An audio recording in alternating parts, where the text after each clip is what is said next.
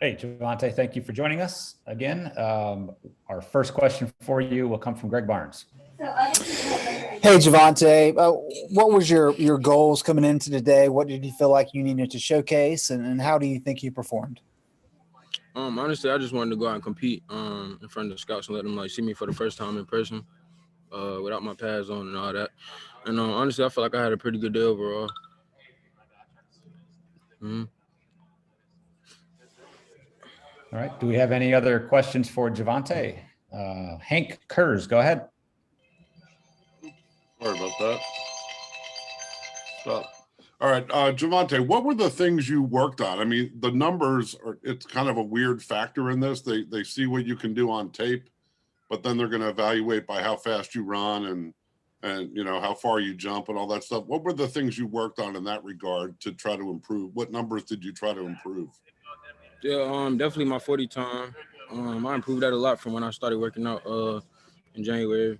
My shuttle, and like you said, just everything that go into the combine, just trying to put my best foot forward. Is there part of you when you talk to a team that wants to say, well, you can see what I did on film? I mean, that's always in the back of my head, but nah, I never just flat out said. Well, that's probably wise. Okay, CL Brown, go ahead.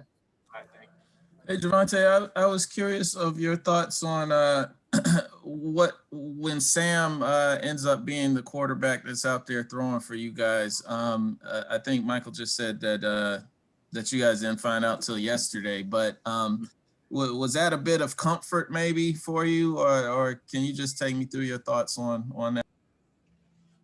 Oh yeah, definitely like a big sigh of relief.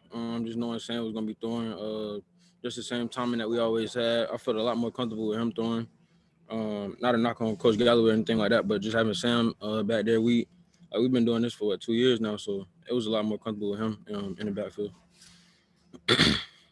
And this is random, but is that an anchor? Like, I'm trying to check out what your chain is. Yeah, What's the it's mean? an anchor. Yeah, it's an anchor with Jesus in the middle. All right, thanks, man. Okay, last one for Javonte. Again, Ross Martin. You said you improved your 40 time from when you started working out. Like, what went into that? What were you really focusing on that helped you improve your 40 time?